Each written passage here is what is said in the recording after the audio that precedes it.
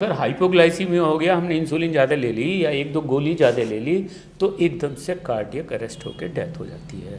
अच्छा, इंसुलिन मतलब heart attack का कारण भी बन सकता है? हार्ट अटैक का कारण बन सकता है। तब आपको पता चलेगा कि लोग इंसुलिन से ज़्यादा मर रहे हैं, डायबिटीज़ से कम मर रहे हैं। अच्छा, इंसुलिन से ज़्यादा मर रहे हैं? हाँ जी। तो ये ट्रीटमेंट इंसुलिन देना डायबिटीज़ में बिल्कुल गलत हो गया है। 20 टाइप के डायबिटीज़ होते हैं? 20 टाइप के डायबिटीज़ होते हैं। डायबिटीज़ को मैनेज करना है, घर बैठे हो जाना है और बहुत ही आसान है। एक बार आपने इसको कंट्रोल कर लिया ना, आपकी हार्ट की बीमारी भी ठीक होती है, आपकी ब्लड प्रेशर भी ठीक होता है और आपको बहुत सारे जैसे कैंसर वैंसर ये सब हमारे टिश्यू के अंदर जो चेंजेस आते हैं वो सब रुक जाएंगे। आपकी 250 तक भी हो जाती है तो कुछ नहीं होगा। अच्छा, तो फिर ये इतना हल्ला क्या होता है? हल्ला इसलिए है क्योंकि दवाइयाँ बिकनी है, इंसुलिन बिकनी है। ओके, यहाँ षड्यंत्र आ जाएगा। नमस्कार दोस्तों, मैं हूं हिमांशु भट्ट। डायबिटीज भारत में एक कॉमन बीमारी बन चुकी है और बहुत तेजी से भारत में फैल रही है।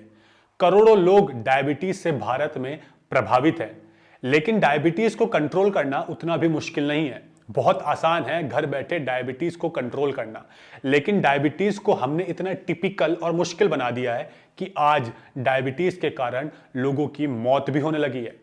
ऐसा माना जाता है कि 2030 तक भारत में 8 करोड़ लोगों को डायबिटीज होगी। इसलिए आज की इस वीडियो में हम डॉक्टर विजय वर्मा से बात करेंगे डायबिटीज के बारे में कि कैसे डायबिटीज को आप घर में बैठकर ही बिना दवाइयों के कंट्रोल कर सकते हैं। और हम ये भी जानेंगे कि मार्केट में मिलने वाले ये इंसुलिन और शुगर फ्री गोलियां, टैबलेट्स या पाउडर्स कितना आपको नुकसान पहुंचा सकते हैं। आपको बता दूं कि डॉक्टर विजय वर्मा एमबीबीएस डॉक्टर हैं, लेकिन एमबीबीएस डॉक्टर होने के बावजूद भी ये पिछले 12 सालों से आयुर्वेद से ही लोगों का ट्रीटमेंट कर रहे हैं। सर, आपको मेरा प्रणाम। नमस्कार हिमांशु जी, थैंक यू वेरी मच। और सभी जो दर्शक हैं उनको भी मैं धन्यवाद करता हूं और मेरी बात सुनने के लिए आज मुझे आपने मौका दिया, क्योंकि ये बहुत इम्पोर्टेंट टॉपिक है हेल्थ का आज की डेट में। साथ ही मैं बता दूं कि हमारा जो ये जेपी हेल्थ पैराडाइज है वो डायबिटीज़ ही नहीं, हम सीरियस आईसीयू केसेस को आयुर्वेद से हैंडल कर रहे हैं। कोरोना में हमें सक्सेस मिल गई है और डेंगू, वायरल फीवर वगैरह ये सब हम देख रहे हैं। कैंसर के केसेस यहाँ पे ठीक होते हैं। तो डायबिटीज़ के में जब आएंगे तो डायबिटीज़ कोई ज़्यादा बड़ी बीमारी नहीं है जी। अब डायबिटीज़ की अगर आप बात करते हैं तो डायबिटीज़ कहते हैं कि जब ब्लड के अंदर शुगर बढ़ जाती है। अब ब्लड के अंदर शुगर बढ़ जाता है तो क्यों बढ़ जाता है? वो इसलिए बढ़ जाता है क्योंकि हम ज़्यादा शुगर लेने लगते हैं। शुगर जो बना है वो हमारी बॉडी के लिए बना है, हमें चाहिए उसको, हमारी नीड है वो, क्योंकि उससे एनर्जी बनती है। अभी हम देखते हैं कि सूरज निकल रहा है, तो जो सूरज की किरणें जब प्लांट्स के ऊपर पड़ती हैं तो क्लोरोफिल क्या बनाते हैं? शुगर। उन शुगर से ही फल बनते हैं, उन शुगर से ही चावल बनते हैं, आटा बनता है, खाना बनता है। हमारे सब कुछ जो आता है वो सूर्य से आ रहा है। और उससे जब वो क्लोरोफिल से सूर्य से रिएक्शन होने के बाद में उसमें कार्बन डाइऑक्साइड खा लेता है प्लांट और ऑक्सीजन निकाल देता है। उसका उल्टा प्रोसेस हमारी बॉडी में होता है। हम शुगर खाते हैं, वो शुगर हमें एनर्जी देता है और हम कार्बन डाइऑक्साइड बाहर निकाल देते हैं। ये एक साइकिल है जी। अब ये नॉर्मल साइकिल चलती रहती है, हम लोग जीते रहते हैं। जितने जानवर हैं वो भी तो खाते हैं, उनको तो ब्लड शुगर क्यों नहीं होता? तो हम लोग क्यों हो रहा है?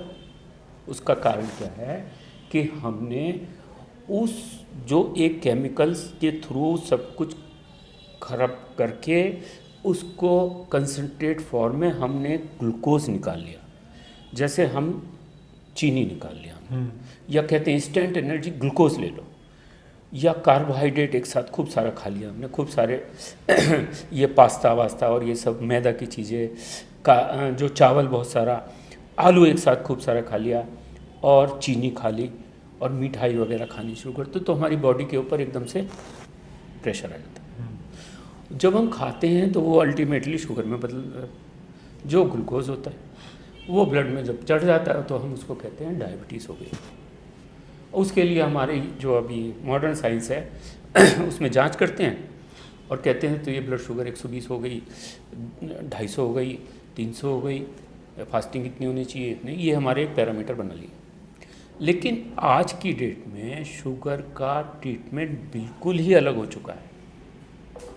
और जान के आपके ताज्जुब होगा कि अब तक जो एक समझ थी, वो समझ ये थी कि हम ग्लूकोज के लेवल को जो ब्लड में बढ़ गया है, जिसे हम डायबिटीज़ कहते हैं, उसको ठीक करने के लिए हमें ब्लड का जो शुगर का लेवल है उसे कम करना है जी।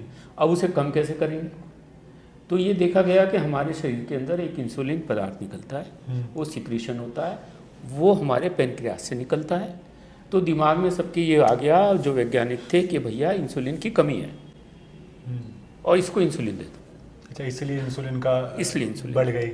लेकिन कमाल ये है, और अभी जो रिसेंट रिसर्चेज आ रही हैं और अमेरिका से ही आ रही हैं, तो एक डॉक्टर जैसोन भी है, मैं नाम लिया हूँ, उसमें आप ज़रूर सर्च करके देख लीजिए। तो अभी जो हो रहा है, डायबिटीज़ का नाम जो है इंसुलिन रेजिस्टेंट कर दिया। अच्छा।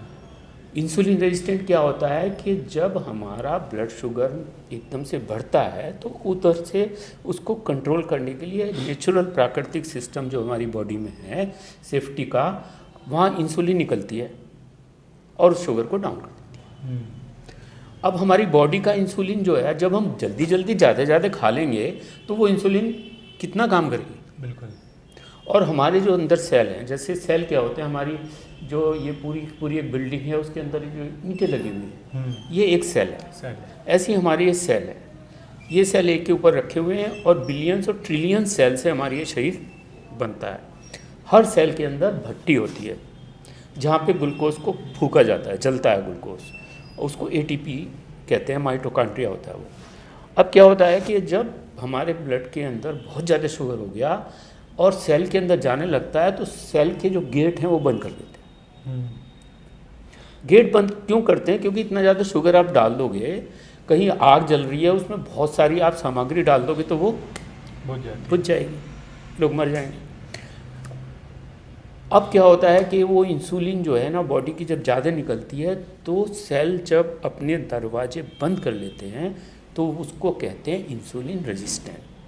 मतलब उस सेल्स ने कहा मुझे नहीं चाहिए और ग्लूकोज, इंसुलिन इधर से आप डाल रहे हो और उसके दरवाज़ों को बंद कर खोलने की कोशिश कर रहे हो, और ज़्यादा शुगर जिससे अंदर चला जाए। तो ये ट्रीटमेंट इंसुलिन देना डायबिटीज़ में बिल्कुल गलत हो गया है। लेकिन सब बहुत से लोग तो मतलब रोज 2-2 टाइम शायद इंसुलिन से ले रहे हैं, या खाने के टाइम पे 3 टाइम खाते तो 3 टाइम इंसुलिन ले लेते हैं वो। तो किस लेवल पे इंसुलिन लेना उन्हें नुकसान पहुंचा सकता है? आपकी ये जो बात जो है जी, वो एक बहुत बड़ी इग्नोरेंस की बात बोल रहे हो आप जी। और ये इग्नोरेंस कहाँ से आई? ये हम लोगों के डॉक्टर्स को अभी समझ नहीं आई। जो लोग अभी हम रिसर्च में हैं, हम ये आयुर्वेद को, पंचकर्मा आयुर्वेद को हम आईसीयू के अंदर कर रहे हैं, इंटेंसिव केयर यूनिट में, जी। जहाँ ऑक्सीजन में लगी हुई है, वहाँ भी मैं आयुर्वेद को अप्लाई करता हूँ। और मेरे रिजल्ट्स बहुत ज़बरदस्त हैं, जिसके मेरे पास सारे रिकॉर्ड्स हैं। अब आपने जो कहा 3 बार इंसुलिन ले रहे हैं, तो जो देने वाला डॉक्टर है उसको ये नहीं पता कि इंसुलिन रेजिस्टेंट आज की डेट में एक नया नाम आ गया। डायबिटीज़ का मैनेजमेंट टोटल चेंज हो चुका है। ये मैं नहीं कर रहा, ये पूरा का पूरा इस समय जो टॉप मोस्ट मेडिकल वर्ल्ड है, जो हमारा साइंटिफिक एक इरा है, और मेनली यूएसए से, यूरोप से, वहाँ के जो लोगों ने डायबिटीज़ का मैनेजमेंट बिल्कुल चेंज कर दिया। उसमें अब इंसुलिन देना बंद। लेकिन सर इंसुलिन लेना गलत है, ऐसा आप कह रहे हैं, और आप कह रहे हैं रिसर्चेस भी यही कहती है, और इंडिया के बाहर तो कई जगह इंसुलिन को बंद कर दिया गया, मना कर दिया है। तो इसके साथ sugar free powder, sugar free tablets लेते हैं, वो कितना सही है? अभी हम इसके ट्रीटमेंट की बात करते हैं जी, क्योंकि वो तो एक अल्टरनेटिव हो गया। अब हमको डायबिटीज़ का अगर मैनेजमेंट करना है और इंसुलिन बंद करना है, आप कहोगे डॉक्टर साहब उसकी तो शुगर बहुत बढ़ जाएगी। लेकिन जब दूसरा मैनेजमेंट करेंगे, क्योंकि मैनेजमेंट कई तरह के प्रॉन्ग्स होते हैं, मतलब हमको इधर से भी अटैक करना है, इधर से भी करना है, इधर से भी करना है, कैसे करेंगे? सबसे बड़ी बात यह है कि जो हम खाते हैं उससे शुगर बनता है। हाँ। तो हम क्यों ना कार्बोहाइड्रेट को ख़त्म कर दें अपनी डाइट से, मीठा खत्म बंद कर दें, कार्बोहाइड्रेट बंद कर दें। कार्बोहाइड्रेट जैसे चावल ज़्यादा हो गया, आलू वगैरह ज़्यादा हो गया, मिठाई ज़्यादा होगी, शुगर की बहुत सारी चीज़ें आपने खानी कर दी, उसको एकदम से बंद कर दो। फिर खाएंगे क्या? उसके लिए हम कहेंगे भैया हरी सब्जी वगैरह खूब खाओ, सूप बना के पियो, और उसके बाद अगर बहुत मीठे की इच्छा होती है तो मुनक्का वगैरह ले लो, फ्रूट्स ले लो, गुड़ ले लो, जैगरी ले लो, जिससे धीरे धीरे हमारी बॉडी के अंदर ब्लड शुगर बढ़े, तो हमारी बॉडी का इंसुलिन उसको कंट्रोल कर लेगा। और दूसरा एक्सरसाइज, कि जितनी हमारे अंदर शुगर है उसको आप कंज्यूम कर लो, क्योंकि जब हम एक्सरसाइज करेंगे मेटाबॉलिक एक्टिविटी बढ़ेगी, हमारे सेल्स के अंदर जलेगा ज़्यादा, तो वो जो ब्लड शुगर है जो ब्लड के अंदर है वो जल जाएगी जी। तो हमारी अभी जो डायबिटिक रिवर्सल प्रोग्राम्स हैं उसके अंदर इसी तरह से डायबिटीज़ को कंट्रोल किया जाता है। अब रही इंसुलिन की बात, इंसुलिन के इतने ज़्यादा साइड इफ़ेक्ट्स हैं, और मैं अपने सभी दर्शकों से ये कहना चाहूँगा कि आप लोग इंसुलिन के साइड इफ़ेक्ट्स ज़रूर देखो, तब आपको पता चलेगा कि लोग इंसुलिन से ज़्यादा मर रहे हैं, डायबिटीज़ से कम मर रहे हैं। अच्छा, इंसुलिन से ज़्यादा मर रहे हैं? हाँ जी। कोरोना के अंदर जितने लोगों की डेथ हुई है, जिसको कोमॉर्बिड कहते हैं, वो अधिकांश वो लोग थे जो डायबिटिक का ट्रीटमेंट ले रहे थे जी। इसलिए उनका इन्फ्लामेशन इतना फास्ट हो गया, इसीलिए उनकी जो इम्यूनिटी एकदम से जो था साइक्लोटोमिक जो स्टॉर्म जो आता है कि वो एकदम से जो आया वो बॉडी को चेंज करती है और ख़त्म करती है। तो ये एक बहुत बड़ा अभी हमने सामने देखा है। और क्रॉनिक, अब ये कहते हैं कि डायबिटीज़ अगर ज़्यादा बढ़ती रह गई तो हमारे सेल फेलियर हो जाएंगे। यहाँ पे बहुत सारी रिसर्च ऐसी आ रखी हैं कि hypoglycaemia is more dangerous than the hyperglycaemia. Hyperglycaemia क्या है कि जब हमारी शुगर की लेवल ज़्यादा बढ़ गई, ज़्यादा बढ़ती है, वो इतना नुकसान नहीं करता है। लेकिन अगर हाइपोग्लाइसीमिया हो गया, हमने इंसुलिन ज़्यादा ले ली या एक दो गोली ज़्यादा ले ली, तो एकदम से कार्डियक अरेस्ट होकर डेथ हो जाती है। अच्छा, इंसुलिन मतलब हार्ट अटैक का कारण भी बन सकता है? हार्ट अटैक का कारण बन सकता है। और दूसरे क्या होता है, एकदम से आपने हाइपोग्लाइसीमिया कर दिया, मतलब ब्लड शुगर एकदम से लो हो गई। लो ब्लड शुगर होते ही उसको एकदम से झटके लगेंगे, उसको कन्वल्जन्स हो जाएंगे, उसको स्वेटिंग होगी, उसका हार्ट स्टॉप हो जाएगा। अच्छा सर, आपको बीच में इंटरप्ट कर रहा हूँ उसके लिए सॉरी, लेकिन मैंने कई पेशेंट ऐसे देखे हैं जिनको हार्ट की प्रॉब्लम्स है लेकिन वो इंसुलिन लेते हैं, तो क्या वो बाद में उनके लिए मेजर प्रॉब्लम बन सकती है क्या? बिल्कुल बन सकती है, क्योंकि जो इन्फ्लामेशन जी, जिसे हम इन्फ्लामेशन कहते हैं, वो हमारी बॉडी के लिए बहुत ज़रूरी है। अगर इन्फ्लामेशन नहीं होगा तो हमारी इन्फ्लामेशन होता है कैसे, इम्यूनिटी की वजह से होता है, क्योंकि कोई भी बॉडी के अंदर कोई चीज़ जाएगी तो इन्फ्लामेशन होगा, हमारे सेल आएंगे, उस पर लड़ाई होगी और बीमारी को ख़त्म कर देंगे। ये हमारा एक नेचुरल प्रोटेक्टिव सिस्टम है। अब जो हमारे इंसुलिन जो हम दे रहे हैं वो क्या काम करता है, बहुत सारी चीज़ों को ये कम करता चला जाता है, जिसकी वजह से क्रॉनिक जो एक्यूट प्रॉब्लम है वो क्रॉनिसिटी में बदल जाती है। उसकी वजह से जो हार्ट की बहुत सारी प्रॉब्लम्स है वो और बढ़ भी सकती हैं। इसमें मैं अभी इतना ज़्यादा कमेंट नहीं करूँगा, वो पर्सन टू पर्सन हम बोल सकते हैं जी, कि किस पेशेंट को कितना दिन का दिया गया, क्या उसकी स्थिति, क्या इतना उसका वेट है, और बहुत सारे जांच है। अभी आपने जब डायबिटीज़ की बात करी तो मैं आपके दर्शकों, आपके माध्यम से दर्शकों को बताना चाहूँगा, जो लोग इंसुलिन ले रहे हैं उनके डॉक्टर ने क्या कभी आपके ब्लड के इंसुलिन के लेवल का जांच कराई है? ओके, तो आपको पता चलेगा कि उसमें से 1 या 2% ने कराई होगी। अब डॉक्टर को इंसुलिन लेवल नहीं पता कि उसके सीरम या ब्लड के अंदर कितनी इंसुलिन है अपनी खुद की बॉडी की, तो वो कैसे एडवाइस कर रहा है कि और इंसुलिन दे दो? बिल्कुल। तो इंसुलिन लेवल फास्टिंग की और पीपी, इंसुलिन लेवल जांच होना बहुत ज़रूरी है। उसके साथ में दूसरे और पैरामीटर्स हैं, जैसे इन्फ्लामेशन है, उसके लिए हम सीआरपी देखते हैं, सी रिएक्टिव प्रोटीन्स, तो उससे हमें पता चल जाता है कि अंदर कितनी आग लग रही है, कितना हमारे जो अंदर के सिस्टम है, अंदर के ऑर्गन है, उनके अंदर इन्फ्लामेशन क्रॉनिक चल रहा है, जो कि भविष्य में बहुत सारी बीमारियों को जनरेट कर सकता है। 2 जांच बहुत ज़रूरी है। बाकी तो सारे LFT है, KFT है, CBP है, हीमोग्लोबिन है, ये जांच एक रूटीन जांच है, लेकिन इंसुलिन लेवल बहुत ज़रूरी है, वो कोई नहीं कर रहा है। वो बहुत कम लोग कर रहे हैं। और उससे भी ज़्यादा खतरनाक है मेडिसिन जो टैबलेट्स लेते हैं, और शुगर फ्री वाली टैबलेट, आजकल तो मिठाइयाँ भी, कोल्ड ड्रिंक्स भी सब शुगर फ्री आने लगी हैं। उसको तो मैं बिल्कुल ही नकारता हूँ, क्योंकि वो तो बिल्कुल ही अलग हो गया। हम कह रहे हैं कि आप टोटल शुगर बंद करो, उसको आप नेचर को, अपनी बॉडी को धोखा दे रहे हो। आप मॉलिक्यूल वो दे रहे हो कि जिससे हमारे जीभ के अंदर जो रिसेप्टर्स हैं वो स्टिमुलेट हो जाते हैं, हमें ब्रेन में ऐसा लगता है कि जैसे वो हमने चीनी खा ली, क्योंकि हमको स्वाद तो यहाँ से आता है ना जी। अगर किसी के गले में नाक में नली पड़ी हो तो उसे कोई स्वाद नहीं आएगा। तो इस स्वाद को आपने यहाँ पे तो स्विच खोल दिया कि हाँ भैया स्विच मिठाई आ गई, स्वीट आ गया, लेकिन आप इसको भी धोखा दे रहे हो और इसको भी धोखा दे रहे हो। तो ये तो धोखेबाजी हो गई शरीर के साथ। तो जब धोखेबाजी होगी तो उसका रिजल्ट दूसरा मिल जाएगा जी। हमारे जो मॉलिक्यूल आपने दिए हैं वो दूसरी चीज़ क्रिएट कर सकते हैं, वो दूसरे टॉक्सिन्स बन सकते हैं, उसके और बहुत ज़्यादा साइड इफ़ेक्ट्स हो सकते हैं। तो आपके माध्यम से मैं सब दर्शकों को ये भी कहूँगा कि आप अपने मुंह में जो भी दवाई डालते हो, चाहे वो शुगर फ्री हो, चाहे वो एंटी डायबिटिक ड्रग्स हो, चाहे वो बॉडी में इंसुलिन हो, आप उसके साइड इफ़ेक्ट्स जरूर पढ़ो। बिल्कुल। आज का ज़माना एक इंफॉर्मेटिव नॉलेज का ज़माना है, ज्ञान का ज़माना। हमारा बिल्कुल भी ये मोटो नहीं है कि हमको अपना बिजनेस बनाना, हमारा मोटो तो सिर्फ ज्ञान को बढ़ाना है, क्योंकि इंफॉर्मेशन एक पावर होती है। आज की डेट में अगर हम लोग मर रहे हैं उसका कारण लैक ऑफ इंफॉर्मेशन है, अज्ञानता है। वो आपके यूट्यूब में बहुत है, आपने शुरुआत करी दी है जी। और मुझे लगता है कि जो दर्शक देख रहे हैं वो भी अब साइड इफ़ेक्ट्स देखना शुरू कर दें। हाँ जी सर, एक चीज़ पूछना चाहूँगा इसमें, शुगर कैसे पता चलता है कि इंसान को शुगर कम हो रहा है या घट रहा है? मतलब क्या सिम्टम्स होते हैं शुगर को पता लगने के? देखिए नॉर्मल लेवल पे अगर हम जो डायबिटिक नहीं है जो उसको, तो जब शुगर कम होगी एकदम से भूख लगेगी जोर से। भूख लगने का मतलब ये है कि ब्लड के अंदर शुगर लेवल कम हो गई, घबराहट सी होने लगेगी। हाँ। जैसे कुछ खाया अच्छा लगने लगा जी। खाती फीलिंग ऑफ वार्म आती है। हम भूखे बैठे हुए हैं, कभी व्रत कर रहे हैं, हाँ। और नहीं खाना खाया है, काम ज़्यादा कर लिया, तो एकदम से गुस्सा चिड़चिड़ाहट भी होने लगती है जी। और दिल की धड़कन भी बढ़ जाती है और रिएक्शन भी ऐसी हो जाती है, हम डिसीजन लेकिन भी मुश्किल हो जाता है कि यार पहले मैं कुछ खा लूँ।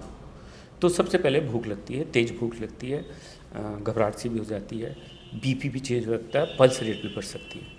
तो ये है सिम्टम। और शुगर लेवल बढ़ने का क्या क्या सिम्टम्स है फिर? शुगर लेवल जब बहुत ज़्यादा बढ़ जाती है तो प्यास लगती है, प्यास और डिहाइड्रेशन भी होता है, क्योंकि जो बॉडी का फ्लूइड है वो इंट्रासेलुलर स्पेस से एक्स्ट्रा सेलुलर में आता है। मतलब हमारे सेल्स के अंदर के जो फ्लूइड है वो निकल के बाहर हमारी ब्लड वेसल्स के ब्लड में आ जाता है, तो डिहाइड्रेशन हो जाता है। उसके बाद उसे प्यास बहुत लगती है, उसके बाद उसके बार बार बाथरूम होने लगता है। ये शुरू के 3 लक्षण आते हैं बहुत ज़्यादा हाइपरग्लाइसीमिया में। उसके बाद फिर लंबा चलता है तो फिर उसको और प्रॉब्लम्स होनी शुरू होती हैं। अच्छा, और क्या होगा कि उसका वेट बढ़ना शुरू हो जाएगा, क्योंकि एक्सेसिव शुगर जो है हमारी बॉडी उसको बचाने के लिए उसको फैट में कन्वर्ट कर देती है, और वो फैट फिर हमारी बॉडी में जमा होने लगता है। सर ये टाइप 1 टाइप 2 शुगर क्या है फिर? देखिए टाइप 1 और टाइप 2 के अंदर क्या होता है, टाइप 1 वो है डायबिटीज़ जो बच्चे जो पैदा हुए उनमें जो इंसुलिन बनाने वाले सेल्स थे पैनक्रियाज के बने ही नहीं, तो वो जन्मजात डायबिटीज़ कहते हैं। और टाइप 2 में जो होती है जो एक्वायर्ड डायबिटीज़ है, मतलब जो एक 25 साल की उम्र में या 30 साल की उम्र में या 40 साल की उम्र में उसका वेट बढ़ गया, उसका खान पान अलग हो गया, लाइफ स्टाइल सीडेंट्री हो गई, एक्सरसाइज नहीं कर रहा है, तो वो उसमें पैनक्रियाज है, उसमें इंसुलिन नहीं बन रहा है, उस डायबिटीज़ को आप टाइप 2 डायबिटीज़ कहते हैं। सर आप वैसे तो MBBS MD हैं और एलोपैथी के डॉक्टर हैं, लेकिन 12 साल से आयुर्वेद से ट्रीटमेंट कर रहे हैं, तो आपके पास आज तक कितने पेशेंट क्योर होके गए हैं डायबिटीज़ के आयुर्वेद से, और आयुर्वेद से कैसे आप ट्रीटमेंट करते हैं? देखिए हमारे यहाँ 100%। 100%। और कितना टाइम लगता है? वो उसकी लाइफ स्टाइल में। अच्छा। अगर मैं उसको बता दूंगा कि ऐसे ऐसे चलना है तो ऐसे ऐसे चलना है। अब आपने कहा करते कैसे हैं, तो इसमें खाली हम यही नहीं करते कि देखिए कोई भी ट्रीटमेंट जो होता है ये एक प्रोटोकॉल के साथ होता है। आयुर्वेद का सबसे ज़्यादा नुकसान उन आयुर्वेदचार्यों ने किया है जो एक ही बूटी को कहते हैं ये खा लो कोरोना ठीक हो जाएगा, ये खा लो बीपी ठीक हो जाएगा, ये खा लो, तो ये व्यापार हो जाता है। हाँ। हमारी जो भारतवर्ष की सभ्यता है, संस्कृति है, ये पूर्णतः वैज्ञानिक है, इसको कोई काट नहीं सकता। मेरे पास पूरे सबूत हैं और अकाट सबूत हैं जिसको काटा नहीं जा सकता, अकाट। अब यहाँ पे क्या हुआ कि जब आप ही की कुछ इच्छा अपनी पूर्ण करने के लिए दूसरों को धोखा देना हो और व्यापार करना हो तो आप क्या करोगे? उसी चीज़ को दूसरी तरीके से प्रेजेंटेशन करोगे। प्रेजेंटेशन के आयुर्वेद अपनी जगह सक्षम है सब काम करने में, लेकिन अब हमें अपना धंधा करना है। मैंने 10 मरीज ठीक कर दिए, आयुर्वेद महान है, आयुर्वेद महान है, ये गोली खा लो सब। अब हमने फार्मेसी खोल ली और दवाई खोल बदली। यहाँ पे आयुर्वेद का नुकसान हो रहा है जी। तो मैं सभी आयुर्वेदचार्यों से भी और सभी आयुर्वेद के व्यापारियों से भी कम ये प्रार्थना करता हूँ कि आप आयुर्वेद जो महान है ना उसको नीचा ना करें, आप ट्रीटमेंट करें। और ट्रीटमेंट जैसे हम एलोपैथिक डॉक्टर हैं, हम पूरे पढ़े हुए, हम एक ट्रीटमेंट करते हैं, एक डायग्नोसिस बनाते हैं जी। डायग्नोसिस बनाने के इन्वेस्टिगेशन करते हैं, पेशेंट की जांच करते हैं, फिर एक डायग्नोसिस होती है, फिर उसके हिसाब से हम मैनेजमेंट करते हैं जी। तो प्रैक्टिकली आयुर्वेदिक मैनेजमेंट है, ट्रीटमेंट नहीं है, मैनेजमेंट। अब मैनेजमेंट क्या होगा? उसका लाइफ स्टाइल थोड़ा चेंज करो भैया, घूमना शुरू कर दो, वॉकिंग करो, एक्सरसाइज करो, ये मत खाओ, फास्टिंग करो, इंटरमिटेंट फास्टिंग। आपको आश्चर्य होगा कि अभी पिछले 5 साल के अंदर सारी रिसर्च ऐसी आ रही हैं जो आयुर्वेद को प्रतिष्ठित कर रही हैं। हाँ। वो कैसे? अब जब हम फास्टिंग की बात करते हैं, आजकल वो वेस्ट में बहुत इंटरमिटेंट फास्टिंग हो रहा है, बहुत इफेक्टिव है, मतलब एक दिन छोड़कर इंटरमिटेंट। हाँ। लेकिन पहला पुरस्कार जापानी साइंटिस्ट को मिला है, नोबेल प्राइज़ मिला है, जिसने ये शो करके दिखा दिया कि फास्टिंग से हमारी हेल्थ इम्प्रूव होती है। और जो आयुर्वेद है उसमें कहा है कि लंघन परम औषधम। लंघन मतलब फास्टिंग, लंघन मतलब लांघना, कि ये जो मेरा 12 बजे का खाना है लंच को, उसको मैंने लांघ दिया, नहीं खाया, शाम को लांघ दिया, नहीं खाया, उसको लंघन हो गया। परम औषधम, सबसे बड़ी औषधि है फास्टिंग, नोबेल प्राइज मिल गया। और हमें आयुर्वेद को प्रतिष्ठित करने के लिए क्या चाहिए भाई? उसके बाद लाइफ स्टाइल जी। अभी आपने टाइप 1 टाइप 2 की बात करी, और मेरा जितना नॉलेज है आयुर्वेद के अंदर प्रमेह कहते हैं इसको, मधुमेह कहते हैं इसको, 14 तरीके के होते हैं। 14 तरीके के? 14 टाइम्स। क्यों डॉक्टर साहब? 14 टाइम्स? 20 टाइम्स होते हैं। लीजिए हमारे जो आयुर्वेद के पंचकर्म स्पेशलिस्ट यहाँ बैठे हैं, 20 टाइप के डायबिटीज़ होते हैं। 20 टाइप के डायबिटीज़ होते हैं। जितनी नॉलेज आयुर्वेद के अंदर है ना, अभी हमारा एलोपैथिक का तो ज्ञान कितना है, 300 साल पुराना ही तो है। बच्चे हैं, बच्चों के भी बच्चे हैं अंगूठा चूसने वाले। मैं क्षमा चाहूँगा हमारे आयुर्वेदिक जितने डॉक्टर हैं उनको ऐसा कहने के लिए, लेकिन जो सत्य है वो तो सत्य है, उससे तो बाहर आना ही पड़ेगा जी।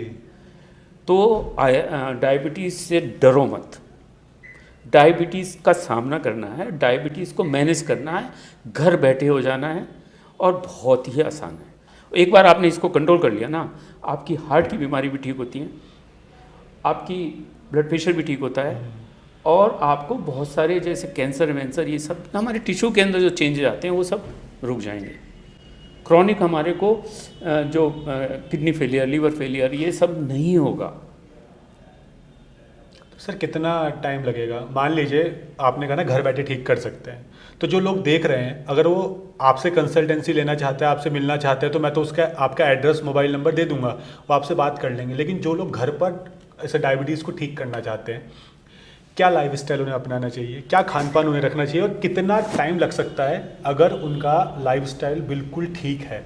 देखिए अब ये जितना टाइम लग सकता है ये तो कहना, क्योंकि डिफरेंट पेशेंट कितने एज का है, कितना उसको किस सालों से डायबिटीज़ है, उसकी पैनक्रियाटिक इस समय स्थिति क्या है, उसके अंदर इंसुलिन कितनी बन रही है, ऐसे कई सारे फैक्टर हैं। उसी फैक्टर में हम किसी को कह सकते हैं, जनरलाइज नहीं कर सकते।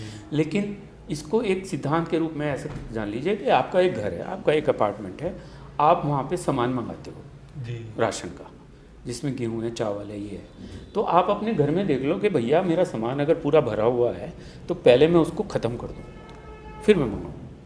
तो सामान क्या है? शुगर है जो हमारी बॉडी में भरा हुआ है। तो उसे ख़त्म करने के लिए हमें क्या करना है? शुगर डालना बिल्कुल बंद, सामान अंदर बनाना बंद, एक्सरसाइज शुरू कर दो, वॉकिंग सबसे अच्छी एक्सरसाइज वॉकिंग होती है। वॉकिंग करने से क्या होता है? इस सस्टेनेबल एक्सरसाइज है, वो आप अपने हिसाब से कर लो, अपना टाइम सेट कर लो। आपको मॉर्निंग करनी है, इवनिंग करनी है, जैसा आपका है, लेकिन ज़्यादा थको मत। हाँ। धीरे धीरे बढ़ाओ उसको। और जब वॉकिंग हो गया, खाना ख़त्म हो गया आपका, आप मिठाई विठाई नहीं खा रहे, तो अब आप खाना जो हम खाते हैं वो एक तो खाने का कोई टाइम नहीं, आप थोड़ा थोड़ा खाना खाओ, जब भूख लगे तब खाओ, थोड़ा थोड़ा, जब भी भूख लगे तब खाओ। कोई नेसेसरी नहीं कि लंच करना है जी अब ये करना, नो, ऑन डिमांड। डिमांड क्या है कि भूख कब लगती है, जब हमारी एनर्जी पूरा, हमारी अग्नि जो है उसको खा जाती है जो हमारे अंदर है। तो जब भूख लगती है तो अब आप अब खाने में प्रेफरेंस क्या देंगे। हमारे पास दाल भी रखी है, रोटी भी रखी है, सब्जी भी रखी है, सलाद भी रखा है, अचार भी रखा है। अब आपको ये चुनना है कि इसमें से मैं क्या खाऊं। तो प्रेफर ये कीजिए कि सबसे पहले सलाद खूब खा लीजिए, खूब सारा सलाद काट के, टमाटर, गाजर, मूली, शलजम, जो भी सीजनल आ रहा है का, फ्रूट्स भी ले सकते हो साथ में। उसके बाद में आप अचार ले लो, अचार खूब खाओ। कोई अचार खा सकते हैं खूब, क्योंकि नमकीन है वो तो, नमकीन है और ऑयल है उसके अंदर, और मिनरल विटामिन है। अचार के अंदर सबसे ज़्यादा मिनरल विटामिन होते हैं जी, क्योंकि वो रिजर्व्ड कच्चा फ्रूट्स हैं। हाँ, आम है कच्चा फ्रूट्स होता है, नींबू है, आंवला है, ये सब कच्ची चीज़ें हैं, तो वो प्रिजर्व रह जाती हैं। ये हमारा पिकल सिस्टम आयुर्वेद का सिस्टम है। अचार जो है आयुर्वेद की दवाई है। हाँ। अब आ गई आपकी रोटी। रोटी में आप बेसन है, मक्का है, बाजरा है, ज्वार है, इन सब चीज़ों को, जौ है, मिलेट्स आजकल हैं बहुत, रागी है, इन सब चीज़ को, आटे को प्रेफरेंस करो, मतलब मोटा अनाज, मोटा अनाज को। गेहूँ कम कर दो, कम कर दो, 10% 20%, और चावल तो आप छोड़ ही दो बिल्कुल। कभी रेयरली का चावल की जगह मिलेट्स आते हैं, मिलेट के भी चावल आते हैं, कुटकी है, कनकी है, बेनियार्ड मिलेट है, झिंगोरा चावल है, हम लोग उसी से इस्तेमाल करते हैं।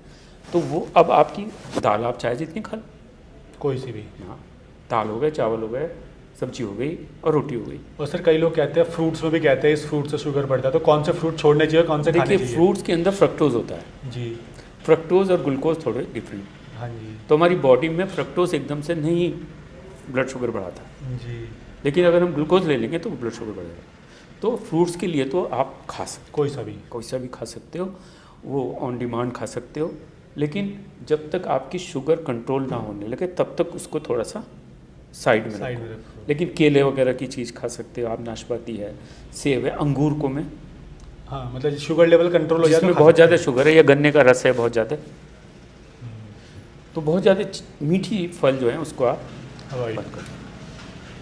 तो सारी चीज़ खा लिया तो बचा क्या? कुछ भी नहीं। दूध को जरूर बनेंगे, दूध की जगह आप दही या मट्ठा दें।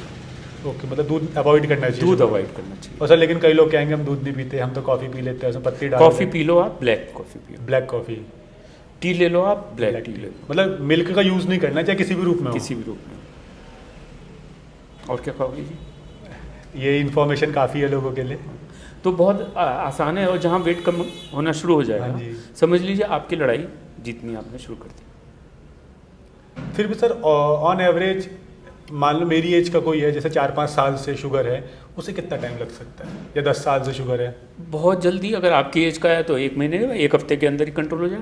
अच्छा, मतलब हो जाता है लगभग 10-15 दिन में भी हाँ कंट्रोल? हाँ। लेकिन आप लोगों को ये जरूर ध्यान रखना पड़ेगा कि जो वेस्टर्न स्टैंडर्ड है कि 120 शुगर हो और 80 हो जाए, कि आपकी फास्टिंग 120 हो, 140 हो, और सॉरी फास्टिंग अगर आपकी 80 हो या 90 हो, और जो पीपी है, पोस्ट पेंट्रियल जिसे कहते हैं, खाने के बाद में वो आपकी 140 से 160 होगी, तो आपको एक डरा दिया, हाँ, क्या शुगर बढ़ गई, कुछ हो जाए। इसलिए लोग बार बार चेक करते रहते हैं। इसलिए मैं कहता हूँ इससे कुछ नहीं होगा, आपकी 250 तक भी हो जाती है तो कुछ नहीं होगा।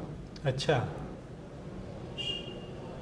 नहीं मतलब आज तक किसी को ऐसा कहते नहीं सुना ना कि 250 तक भी हो जाएगी तो कुछ नहीं होगा।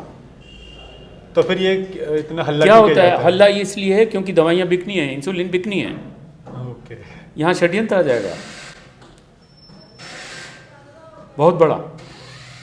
कोरोना के साथ भी हुआ है। हाँ, अब उस बात को हम ये बंद करते हैं, लेकिन फिजियोलॉजी समझ लो बॉडी की, कि हम जब खाएंगे बढ़ जाए तो बढ़ जाएगा, तो लड़ना क्या, थोड़ी देर बाद कम हो जाएगा। हाँ, अगर हम रात को 9 बजे खाना खाते हैं और 1.5 घंटे बाद शुगर लेते हैं तो हमारी 250 निकलती है अगर, जी, तो जब हम रात को सो जाएंगे सुबह आपको कम मिलेगी।